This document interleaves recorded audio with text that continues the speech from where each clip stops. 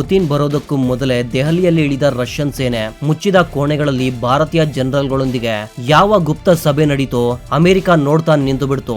Russia ತನ್ನ ಅತಿ ದೊಡ್ಡ ಪ್ಲಾನ್ ಅನ್ನ ಅಮಲು ಮಾಡ್ತು. 48 ಗಂಟೆಗಳೊಳಗೆ ಬದಲಾದ ಭಾರತದ ಸುರಕ್ಷತಾ ರಣನೀತಿ, ಗಡಿಯಲ್ಲಿ ನಿಯೋಜನೆಯಾಗುವ ರಷ್ಯನ್ ಶಿಕಾರಿಗಳು, ಎರಡೂ ದೇಶಗಳ ಸೇನೆಗಳು ಕೈ ಮಿಲಿಸಿಕೊಂಡವು. ಮೋದಿ ಪುತಿನ್ ಸ್ನೇಹದ ಹೊಸ ಅಧ್ಯಾಯ, $100 ಬಿಲಿಯನ್ ಒಂದು ಒಪ್ಪಂದ ಮತ್ತು ಚೀನಾ ಕಂಪಿಸುವ ವಿಶೇಷ ಯೋಜನೆ.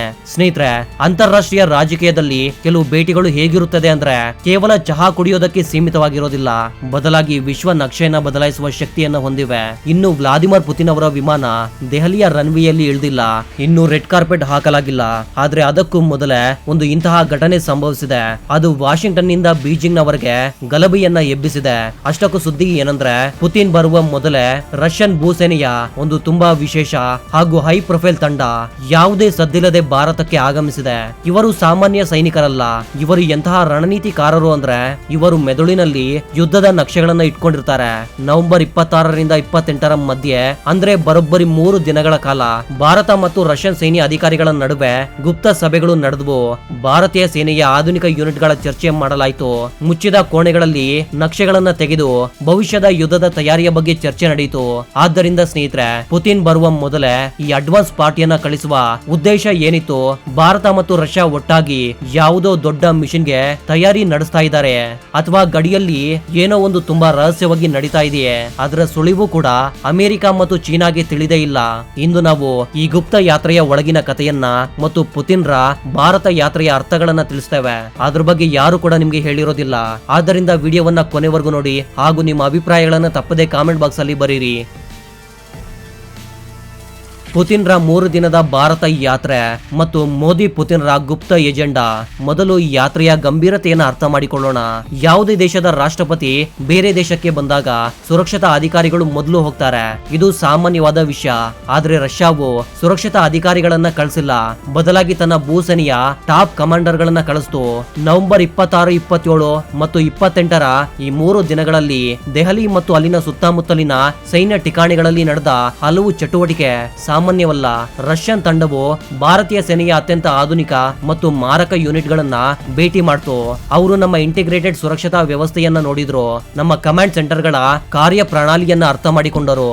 ಮೂಲಗಳ ಪ್ರಕಾರ ಮುಖ್ಯ ಚರ್ಚೆಯ ಕೇಂದ್ರ ಮಾಡರ್ನ್ ವಾರ್ಫೇರ್. ಇಂದು ಯುದ್ಧ ಕೇವಲ ಬಂದೂಕುಗಳಿಂದಲ್ಲ, ತಂತ್ರಜ್ಞಾನದಿಂದ ನಡೆಯುತ್ತೆ. ರಷ್ಯಾ ಇದೀಗ ಯುಕ್ರೇನ್ ನಲ್ಲಿ ದೀರ್ಘ ಯುದ್ಧವನ್ನ ನಡೆಸ್ತಾ ಇದೆ. ಅದರ ಬಳಿ ಯುದ್ಧದ ಹೊಸ ಅನುಭವವಿದೆ. ಅದು ತಿಳಿದುಕೊಂಡಿದೆ ಡ್ರೋನ್ಗಳು ಹೇಗೆ ಕೆಲಸ ಮಾಡುತ್ತವೆ ಅಂತ, ಎಲೆಕ್ಟ್ರಾನಿಕ್ ಜಾಮಿಂಗ್ ಹೇಗೆ ಮಾಡ್ತಾರೆ ಅಂತ ಕೂಡ ತಿಳ್ಕೊಂಡಿದೆ. ಮತ್ತು ಭಾರತವು ಚೀನಾ ಮತ್ತು ಪಾಕಿಸ್ತಾನದ ಎರಡೂ ಕಡೆಯಲ್ಲಿ ಅಪಾಯಕ್ಕೆ ಎದುರಾಗಿದ್ದರಿಂದ ಭಾರತಕ್ಕೆ ಈ ಅನುಭವ ತೀವ್ರ ಅಗತ್ಯವಿದೆ. ಎರಡೂ ಪಕ್ಷಗಳು ಒಬ್ಬರೊಬ್ಬರೊಂದಿಗೆ ಸಾಮಾನ್ಯವಾಗಿ ಯಾರಿಗೂ ನೀಡದ ಮಾಹಿತಿಯನ್ನ ಅವರು ಹಂಚಿಕೊಂಡ್ರು. ಭಾರತ ರಷ್ಯಾದಿಂದ ಎಲೆಕ್ಟ್ರಾನಿಕ್ ವಾರ್ಫೇರ್ ನ ಹೊಸ ತಂತ್ರಜ್ಞಾನವನ್ನ ಪಡೆಯುತ್ತದೆಯೇ, ಅಥವಾ ರಷ್ಯಾ ಭಾರತದ ಆಂಟಿ ಟೆರರ್ ಗ್ರಿಡ್ ಅನ್ನ ಬಲಪಡಿಸಲು ಬಂದಿದೆಯೇ? ಈ ಪ್ರಶ್ನೆಗಳು ಇನ್ನೂ ಗಾಳಿಯಲ್ಲೇ ತೇಲ್ತಾ ಇವೆ.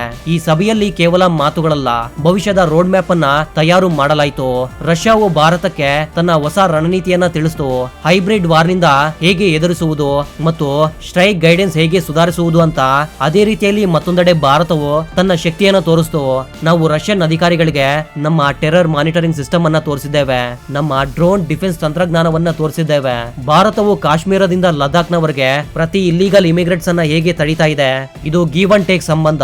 ರಷ್ಯಾಗೆ ಭಾರತದ ಐಟಿ ಮತ್ತು ಅಂದ್ರೆ ಆರ್ಟಿಫಿಷಿಯಲ್ ಇಂಟೆಲಿಜೆನ್ಸ್ ನ ಸಾಮರ್ಥ್ಯದ ಅಗತ್ಯವಿದೆ, ಮತ್ತು ಭಾರತಕ್ಕೆ ರಷ್ಯನ್ ಯುದ್ಧ ಅನುಭವದ ಅಗತ್ಯವಿದೆ. ಎರಡೂ ದೇಶಗಳು ಒಟ್ಟಾಗಿ ಸೇರಿಕೊಂಡು ಸೈನ್ಯ ಠಿಕಾಣಿಗಳನ್ನ ಅಭಿವೃದ್ಧಿಗೊಳಿಸುವ ಬಗ್ಗೆ ಚಿಂತಿಸಿದವು. ಇಂದಿನ ಕಾಲದಲ್ಲಿ ಸೈಬರ್ ದಾಳಿಗಳು ಅತಿ ದೊಡ್ಡ ಅಪಾಯ.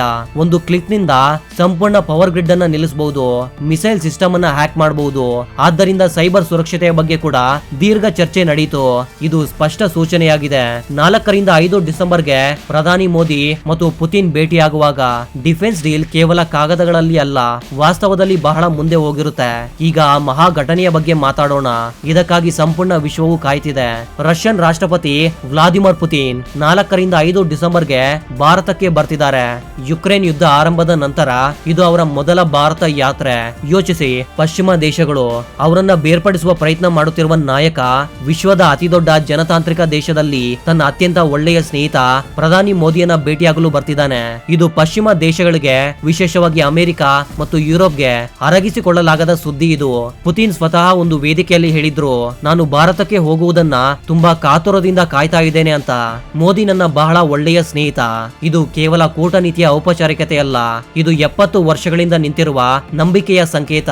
ಭಾರತ ಹಾಗೂ ರಷ್ಯಾದ ಈ 23ನೇ ವಾರ್ಷಿಕ ಶಿಖರ ಸಮ್ಮೇಳನವಾಗಲಿದೆ. ವಿಶ್ವವು ನೋಡ್ತಾ ಇದೆ.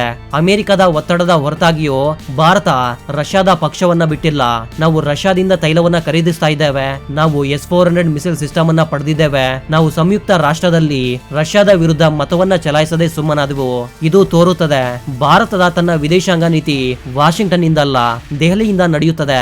ಭಾರತ ರಷ್ಯಾ ಸಂಬಂಧ ಕೇವಲ ಖರೀದಿದಾರ ಮಾರಾಟಗಾರನಲ್ಲ, ನಾವು ಪಾಲುದಾರರು. ಭಾರತದ 60% ಗಿಂತ ಹೆಚ್ಚು ರಕ್ಷಣೆ ಅಗತ್ಯಗಳನ್ನ ರಷ್ಯಾ ಪೂರೈಸುತ್ತೆ. ಆದ್ರೆ ಇಂದು ಭಾರತ ಬದಲಾಗಿದೆ. ನಾವು ಕೇವಲ ಆಯುಧಗಳನ್ನ ಖರೀದಿಸುವುದಿಲ್ಲ, ನಾವೇ ಆಯುಧಗಳನ್ನ ತಯಾರಿ ಕೂಡ ಮಾಡ್ತಿದ್ದೇವೆ. ಬ್ರಹ್ಮೋಸ್ ಮಿಸೈಲ್ ಇದರ ಅತಿ ದೊಡ್ಡ ಉದಾಹರಣೆ. ಇದನ್ನ ಭಾರತ ಹಾಗೂ ರಷ್ಯಾ ಒಟ್ಟಾಗಿ ಸೇರಿಕೊಂಡು ತಯಾರಿಸಿವೆ. ಇದು ವಿಶ್ವದ ಅತ್ಯಂತ ವೇಗದ ಸೂಪರ್ ಸೋನಿಕ್ ಕ್ರೂಸ್ ಮಿಸೈಲ್. ಈ ಬಾರಿನ ಸಭೆಯಲ್ಲಿ ಮೇಕ್ ಇಂಡಿಯಾದ ಮೇಲೆ ದೊಡ್ಡ ಒತ್ತು ಇರುತ್ತದೆ.